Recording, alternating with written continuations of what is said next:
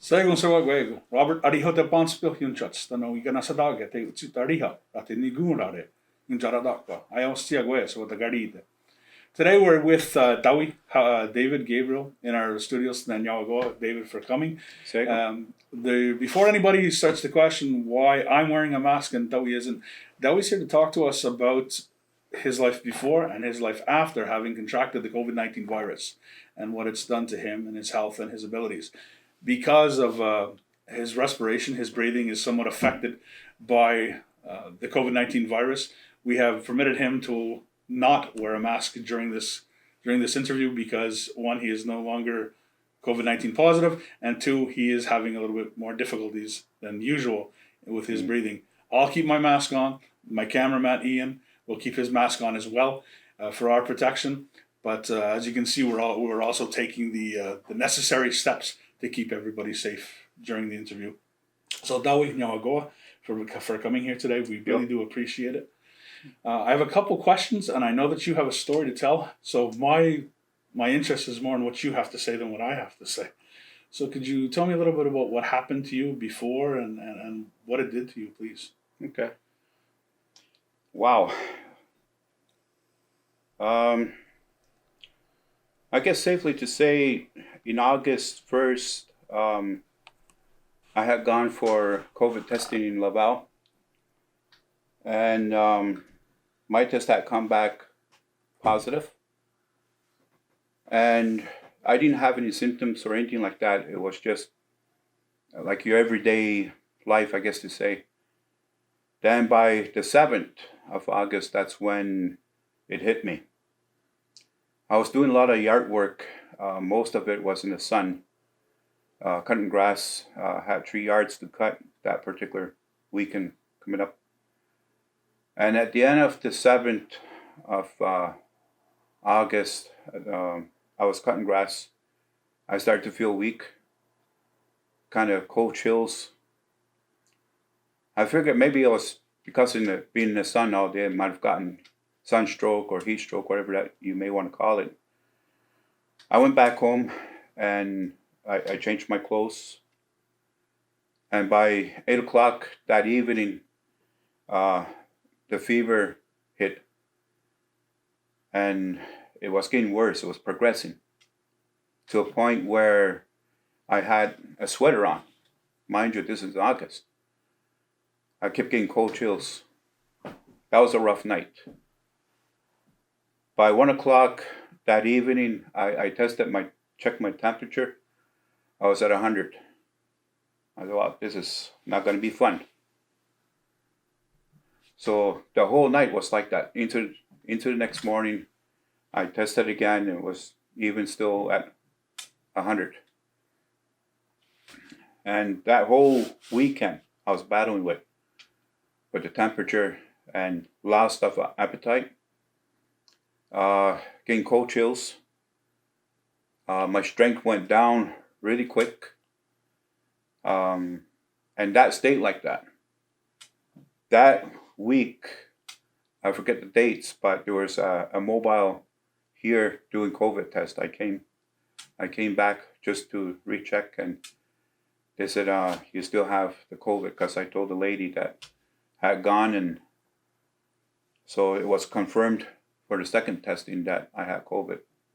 And I was still feverish. I still had the chills, and it wasn't fun. And I started to cough. Well, I figure it's because I'm also prone for asthma. So I went home after the test here, received a call the next day from the COVID center, and they confirmed that I still have COVID. So I started using our own traditional medicines to bring down the temperature, thinking that this is going to work. It brought it down to somewhat. But as soon as I stopped, it came back even stronger. It hit 101.1, 101.2. And by this time, I was really in bad shape. And by the 16th, my wife had called for an ambulance, and the ambulance technicians, they showed up, and they said, "You're going in to the hospital." So, all right, I just went along with it. I didn't argue. Got to Sunny Stash, spent 12 hours over there, then they transported me to St. Jerome. When I was being transferred to St. Jerome, there they realized that I had a double pneumonia. And that being said, that's where that really did a number to me on my breathing. Even just to inhale like this, I couldn't do that. I'd start coughing, and my breath would cut. I couldn't draw any more air. I couldn't breathe. I spent one night and almost one whole day on the 5th floor, and then they took me down to ICU, and I spent my 3 weeks in ICU with heart monitors, oxygen line was a big one, and the oxygen air that was also distributed to me, it was heated. It tasted horrible. You cannot describe what it tastes like. It doesn't taste good at all. Doctors had talked about putting tubes down my esophagus, incubation, I think they called that. And then afterwards, they reevaluated and they said, we're not there yet. But if we need to, we will go down that road. But they did everything that they could to prevent that from happening. And they had given me antibiotics by IV. And I wasn't really doing anything much. About the 3rd day, they took me off the IV, and they just continued with the oxygen that they had administered for me. And by the time I left, I was down to 1.3 level of oxygen that was administering. As at the beginning, I was at 75%, even closer to 80% of oxygen that they're giving me. So it made a huge difference from that time to the time that I had left. So I just wanted to add that in there. I had one question. I know that it's changed things, and I've heard how Ganasadakarono can be afraid of it. Can be afraid of COVID-19 and can be afraid of the people such as yourself who we grew up with in the community all our lives. How has Ganasadaki been, or how has Ganasadakarono been towards you, towards your family? Have you noticed any change in the way people are, in the way they act towards you? I've noticed that they've been keeping their distance. I've noticed one resident of Ganasadaka that I met in the village, and as soon as he realized it was me that who had, he excused himself and left. Got back in his vehicle and took off, not mentioning names who. And that's when I really noticed that people are still afraid of people catching or having COVID. They keep their distance. I don't allow that to bother me. And they should be afraid of this COVID. As I mentioned before, it's not fun. It's serious stuff, deadly serious stuff. And so I hope that people are going to be very careful and cautious about your surroundings out there, and your everyday activities. I hope that's going to be safe for you.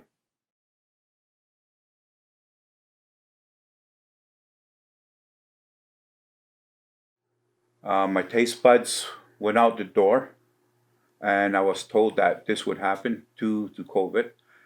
Even today, I still don't have my taste. It's hard to really describe. It's something like when you got a really bad cold and you're just starting to get your taste buds back after a cold. Well, there's days in there that I'll taste something very little, and there's days I don't taste nothing. My sense of smells, I still can't smell anything. Well, I have chickens. We have a chicken coop. I'll walk in there and I don't smell nothing.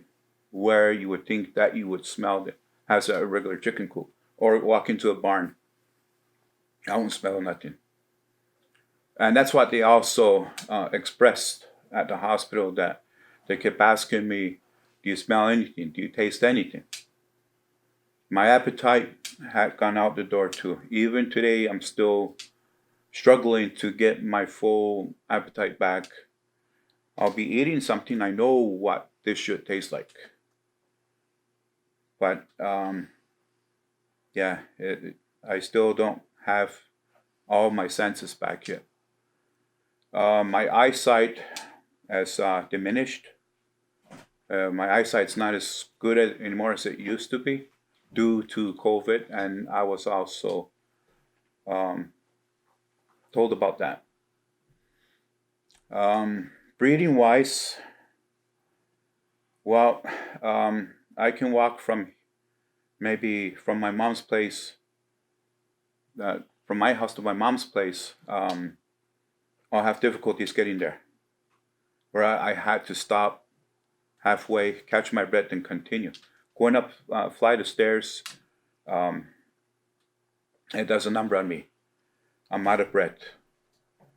If I bend down too long to put my shoes on or whatever, I'm gonna run out of air. So there's a lot of different things in there what COVID does to a person's health. I asked the doctors. I was being followed by 2 different doctors in the hospital at St. Jerome. And one of them was lung specialist. And he would come in, check my lungs, follow with x-rays every other day to make sure that COVID was going away. And they said there's nothing that they could have given me to help to get rid of COVID. There's no medicine for it. Other than, at the time, I was given 75% of oxygen to keep me breathing, along with the warm air that was being pumped into my lungs too at the same time. And my fever lasted for about a week and a half, close to 2 weeks. It was about a week before I was released when my fever had gone down. Second week, they had removed the heart monitors after that. They knew that my heart wasn't in danger anymore from the COVID. And with the x-rays, they continue right to the day that I left from the hospital. They wanted to make sure that the COVID wasn't going any deeper inside my lungs, on top of the asthmatic that I have. So my message is to use out there, please be careful. It's not a laughing matter. Anyone say, oh, it's okay, it's all right. This stuff really creeps up on you, sneaks up on you. I never thought I'd be the one to experience that, COVID. And it attacked me without any warnings, without any hesitation how far it was ready to take me. Before I left, I asked the doctor that what is the healing process? How long is it going to take for me to be able to walk normally again without having difficulties to breathe, without my lungs hurting time to time, or running out of energy on a daily basis? I still don't have, I'm still not 100% energy to say. I'll do something by 2 o'clock, 12 o'clock. My strength has diminished down to about 60, maybe 50%, from about 80, 90%. So that's where I'm at. And so when I asked the doctor this, he says, we don't know how long we are looking at for full recovery. He had explained that there's one lady had gotten it back in April. Even today, she's still being followed by doctors. Even today, she's still not at 100% recovered. Her too is also facing difficulties of breathing and strength-wise too. And mind you, this was back in September 3rd when I was released from the hospital. I was admitted on August 16th.